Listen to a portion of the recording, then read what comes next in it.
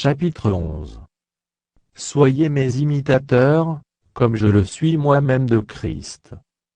Je vous loue de ce que vous vous souvenez de moi à tous égards, et de ce que vous retenez mes instructions, telles que je vous les ai données. Je veux cependant que vous sachiez, que Christ est le chef de tout homme, que l'homme est le chef de la femme, et que Dieu est le chef de Christ. Tout homme qui prie ou qui prophétise, la tête couverte, déshonore son chef. Toute femme, au contraire, qui prie ou qui prophétise, la tête non voilée, déshonore son chef, c'est comme si elle était rasée.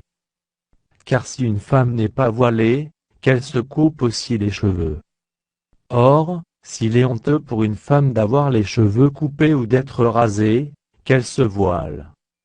L'homme ne doit pas se couvrir la tête, puisqu'il est l'image et la gloire de Dieu, tandis que la femme est la gloire de l'homme. En effet, l'homme n'a pas été tiré de la femme, mais la femme a été tirée de l'homme. Et l'homme n'a pas été créé à cause de la femme, mais la femme a été créée à cause de l'homme. C'est pourquoi la femme, à cause des anges, doit avoir sur la tête une marque de l'autorité dont elle dépend. Toutefois, dans le Seigneur, la femme n'est point sans l'homme, ni l'homme sans la femme. Car, de même que la femme a été tirée de l'homme, de même l'homme existe par la femme, et tout vient de Dieu. Jugez-en vous-mêmes, est-il convenable, qu'une femme prie Dieu sans être voilée?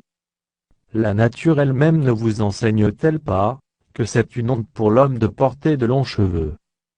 Mais que c'est une gloire pour la femme d'en porter, parce que la chevelure lui a été donnée comme voile?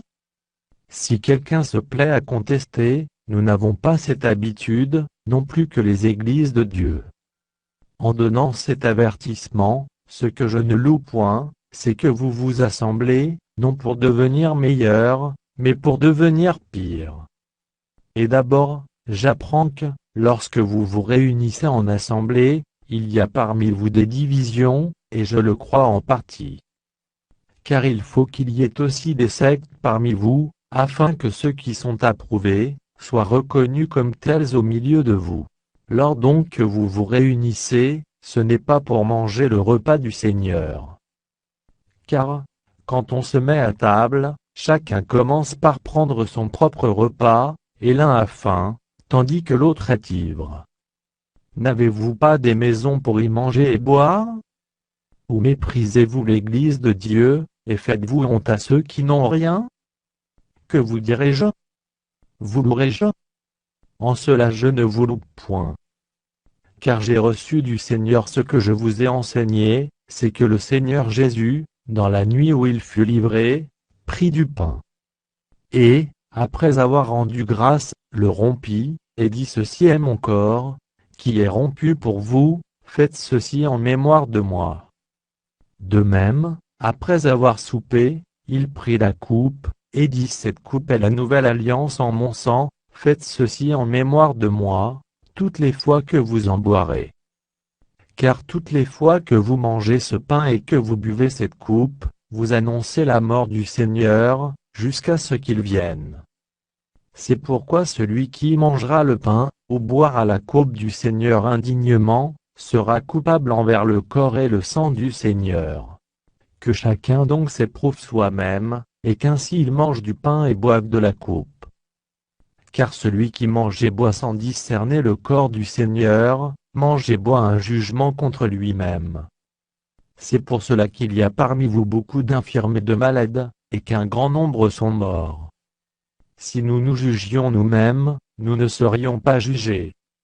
Mais quand nous sommes jugés, nous sommes châtiés par le Seigneur, afin que nous ne soyons pas condamnés avec le monde. Ainsi, mes frères, lorsque vous vous réunissez pour le repas, attendez-vous les uns les autres. Si quelqu'un a faim, qu'il mange chez lui, afin que vous ne vous réunissiez pas, pour attirer un jugement sur vous. Je réglerai les autres choses quand je serai arrivé.